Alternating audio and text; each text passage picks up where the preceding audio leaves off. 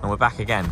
Some more stock, all the fittings, and I'm now down to do all the stud work and stuff like that, just for the toilet frames and whatnot. So I picked up some wood this morning, got another frame and toilet, because I'll show you actually in a second. I had to speak to him about another decision. And this is just plumbing all over, isn't it? You think you have a plan, and then you find different things, and you're like, right, let's sort this out. So come up with a good plan, and now I can get in there. So let's have a little look. So I'm in here. So I've cut that soil pipe down flush. There's a little YouTube shorts on this. I'll show you what I did. I bought a new little toy, didn't I? It's wicked. So got that flushed down. You see that shower waste connector now? It's flush to the floor. Yeah, so got that through. This is where my frame wants to go. So worked out so much better getting a frame rather than the close couple toilet, because obviously with a close couple toilet, the outlet finishes about 185 off the floor. And with a, well, this one is a little bit higher, just as I back it up. We're looking at it's about 250, no, 240. 240 standard height, I'd say it's about 220 off of the floor, but I brought it up a little bit. We've got some tiles to go down on here anyway, so I just wanted to get a stud underneath, so that's where that's going to go. So yeah, so that's all in there. Got a little Durgo to go up there. It's quite nice on this techie frame because the outlet's on the the inlet is on the left hand side here. So I'm so tempted just to go straight across there. But what I'm going to do is I'm actually going to set it around like that and bring this Durgo up. I'm going to tell them to get a bit of worktop, so if they ever need to change the Durgo, they can just pull it out and put it back in again. So yeah, that's it. So that's what I'm doing now. So I've got a bit of studying. Met Daryl earlier, who showed up. So he's here over the weekends doing bits and pieces. But yeah, I don't think I told you this. Did I tell you this, or I can't remember. But basically this outlet here, it's the same, right? So that existing soil pipe there, the grey one, it used to have like a backfall, right? Going right down to over here to where the toilet was before. Terrible backfall. So when I actually propped that pipe up, because it goes right across there and then into the stack down here. So when I actually propped that up with the correct fall on it, the outlet height, so this outlet height here for this branch was about 220. So I said to him, look, listen, that is like the perfect height for a wall hung frame. And you know, like look, you can see I've temporarily connected this up, you can see the backfall it's got, so it's going uphill there. And that's over that entire distance. But if this was close to that, it'd be sitting about here, down here. And I know you can get an offset pan connector, but I just don't like doing that. I don't want to be doing that. I don't want the toilet filling up before it flushes and going down. It'll get blockages. So I said to him, let's do a box in here. Keep doing that, my brain works too fast. I want to talk ahead of myself. Also found this, which is a steel beam, and that comes out to there. So I said, if we do a stud out to here, we can put the wall hung frame in the stud. You get a nice shelf, because they really did want a shelf for bits and pieces. And then what I can do is just past here, I can bring my pipe back in and then chase it into the wall here over to the toilet next door. So that's my plan. I'm just praying there's no more of these anywhere in this wall anywhere. I don't know. It looks like it's just block work. And hopefully it's just on the end. That'd be fantastic. So then I could just bring a chase straight across. So yeah, and I brought the basin waste up ready for that. So yeah, it's kind of nice. So that's what I did. I've got some speed fit round the back with the Talon easy joist clips. Fantastic. So banged the laser level up and I screwed them in on every one. That's done a nice job of that. So I'm obviously going to insulate it all and all the rest of it. I'll just bung them through for a minute. Right, I'm doing this now. I'm going to get my music back on. Make sure that this boxing's all nice and square. That's me eyeing it up. How did we get on? I'll square off that wall. Needs to come this way. Oh, do you know what? I'm annoyed. That's where it was originally. Look, see my black mark? Right, so I've got these pipes chased in the wall here. That's all done, protected. That's plumbed in that frame next door. Still got to do these, got to bring them through. I've got my angle drill with me today now, so I can drill these holes out.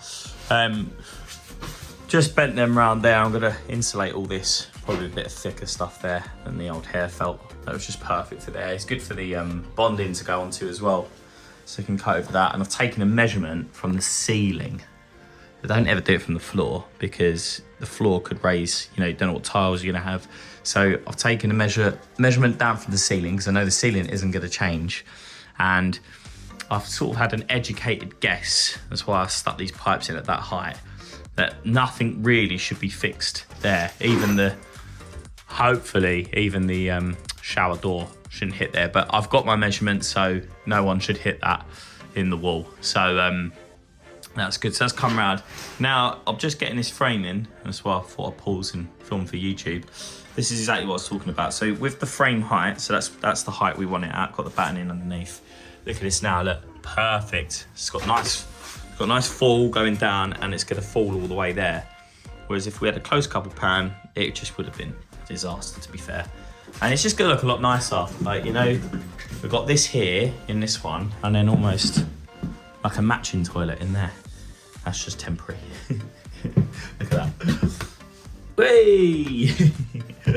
So, yeah, it's just gonna look nicer when the block's done. That's gonna be all boxed in. Nice shelf on there. In here, nice shelf on there. All the waste pipes through, I can bring that through for the basin. It's just gonna look a lot better. So that's what we're up to. Right then, I've got this done. So I've got all this boxing out and stuff like that. I brought these pipes through. Now what I've done here is I always just put a little bit of masking tape over the top of that, because when they come to plastering, there's a load of plaster, a load of stuff always dropped over it. And I end up having to clean it all off to try and glue my joint on. So I'll just put a little bit of this over there now. And then when it comes to second fix, I can just whip that off. There won't be any tile adhesive or anything like that. Same goes to these. It's just a bit of hair felt like it's just gonna keep the copper clean. So I'll do that. So I've brought that all through. We've just got a base vanity cupboard.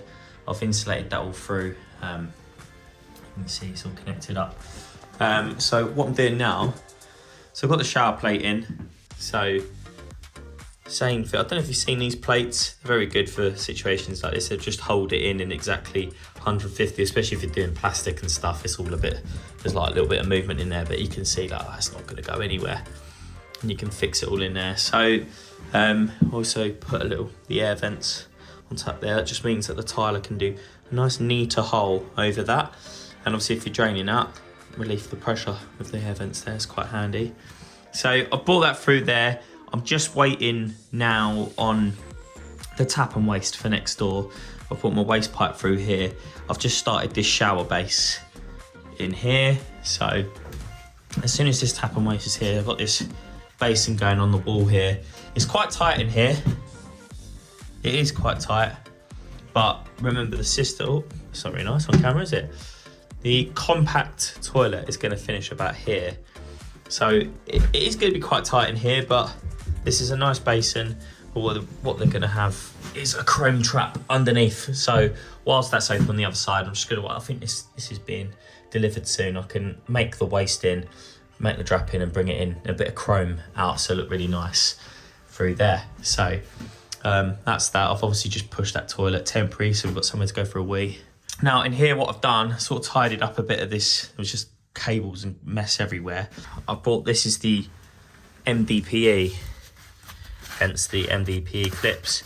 So I put this bit of stud work on and sort of manipulated that into there. So it's all clipped. That's all on there. You know, it's not dangling all over the place. And then I came off this existing, we put a new bit of copper in, new double check valve, and then a drain cock, which is under here. Now, I know what you're thinking, why on earth has he put a baller fix valve before this drain cock? Now, these were a new design. I think it was Next Gen that did it first, then Tesla took over. And this particular one, they've improved them now even more. They've got like brass innards now, but I still had a bag of 5 of these to use, and I think they're a fantastic idea. Obviously it's just an Allen key that goes in and out. Like I said, they've replaced that for washer and brass now, but that was just a plastic insert. They use an Allen key, and it's like a hose lock attachment. So I just really like them, and I wanted to use them up. And then obviously once I've got 4 more to use now, and then I can buy the new version, which looks absolutely perfect. So check them out. But the problem was these ones. A few people, only when they fitted it on the heating, this like plastic I don't think was doing very well, and they were letting by, and they had a few accidents around the country with people using them. So what I've done there is obviously I've just put that on there, so that's sealed off, and then if someone uses that, but there's no chance, if I was just to put a coupling straight onto that pipe, there's no chance of that ever letting by, because we've got a secondary valve there. This is also a good tip for if you use a hot water cylinder, because if you've got an unvented cylinder or even a standard copper cylinder, doing something like that is just gonna allow that to always work. Because how many times have us plumbers gone to use your drain cock and it's just not working, it's all stuck and stuff. So sometimes doing that can help, but hey ho, I know it's a bit much for some people. They're like, oh, use another baller fix valve, no chance. So what I've done here is I've just brought out this is going to be the new main. I've just brought that out just up there, and I've temporarily connected it up to liven up all me hot and colds everywhere. And what I've had to do is I've popped a bit of plasterboard on up here, and the same for the other side there, I just wanted to bring these pipes out again, just to protect that copper. I just put a bit of lagging on there. Now they should be able to skim behind there. I know it's not the best, but that's why I've just tried to keep them as short as possible, but I wanted to crack on and get this done, so I'm trying to be as helpful as I can. It's my little plan that I drew up for the customer. So I said about raising the cylinder off the ground, so they've got a bit of storage underneath here, because if we just whack it straight on the ground there, and it's also good for the D2, you know, for that measurement between the ton dish and the first bend. Once I've built this, it means I can actually get all the hot water connected up and stuff. Saves me coming back, and they can just get the floor in whenever they want. In the kitchen here, I had to put this bit of plasterboard in, that was existing. So I've put that in there, I've marked the kitchen out, I've brought the McAlpine fittings through there for the D2. So because it's going on the unvented cylinder, that's going to take the D2 for the unvented cylinder. McAlpine actually comply to the fittings. You can't use solvent weld unless it's high temperature stuff, which is what Terrain make, but hard to get hold of. Or obviously use push fit, and I hate push fit, but McAlpine fittings actually comply. So as long as you're using McAlpine and the pipe is clipped every 300 millimeters, then you'll be absolutely sweet. This side, obviously that's coming from there, so this side I'm not interested about that, because that's for the kitchen sink. So that'll be through there. So that's the hot and cold that goes through there. That just, like I said, just comes out from up there and goes around to the bathroom. So, and that there's just 2 bits of copper underneath here. Again, I'll just put the lagging over, 1 to protect the copper, and 2, obviously, it's a bit of lagging as well. It's not going to hurt with just the old colour-coded clips there, because I had a few of them to use up. What I've done is I haven't used the standard clip. I've put a bit of this stuff on to keep it as tight to the wall as possible, because behind the kitchen units you get about 50 millimeters, and that just about squeezes behind there. So when they notch it out, that should be fine. So it's stuck through. I brought up, there was an old washing machine feed coming up here, and a bit of waste pipe on a standpipe. I've got a McAlpine plug like cap. It's like a pan connector kind of seal, and then just push that in there so that can be covered over. That's been made good. And that is where we're up to on the first fix, ladies and gentlemen. Well, this is a long video, but I hope it's still there. But they're having this flooring. It's like a cork flooring. It's very eco, and it's very forgiving with the floor and all the rest of it. It looks really cool, quite like that. So that's what they're having everywhere, because as you can see with this flooring, it's all over the shop. And they're trying to save money, so they don't want to do too much leveling out, and that stuff's supposed to be perfect. So what I've done here, I've brought my tray in, right? And first of all, I just put a bit of plasterboard on this wall here just to pack it out to the right depth. And then I drew around the shower tray. As you can see, it's very nice. I've got floor leveling compound to draw on here. It's very clean. Did my waste hole. And what I'm gonna do is I'm actually just gonna finish this wood 10 mil off of there.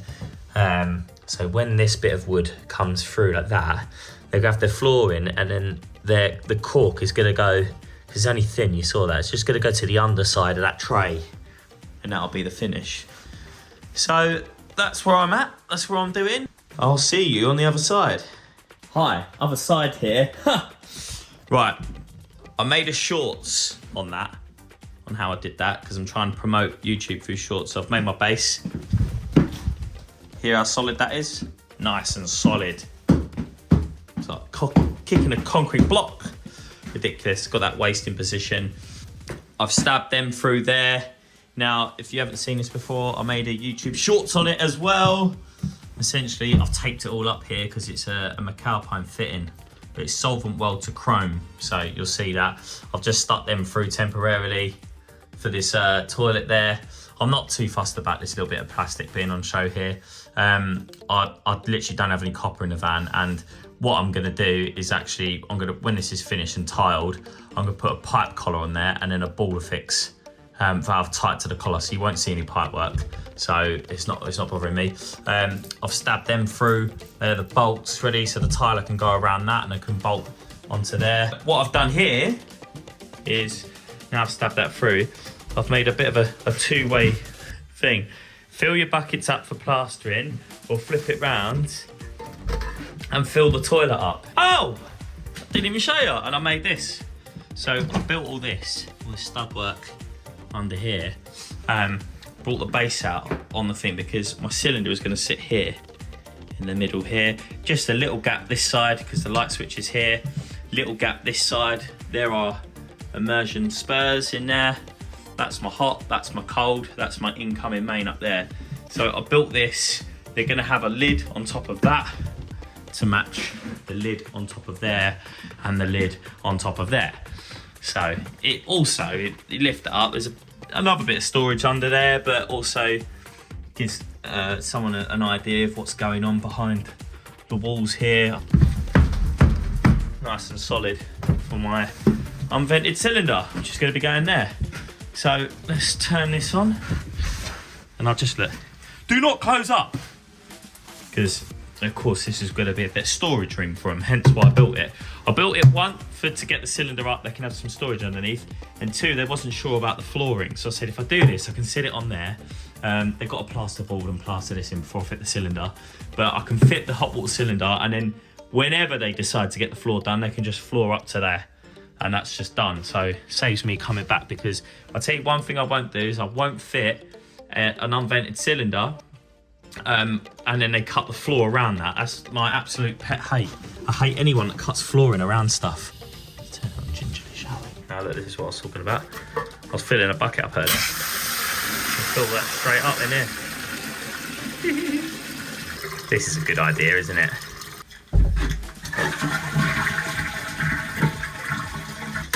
God, think of it all, don't I? Think of it all for everyone. Right, time for me to pack up, and I'll see you on the second fix. Woo!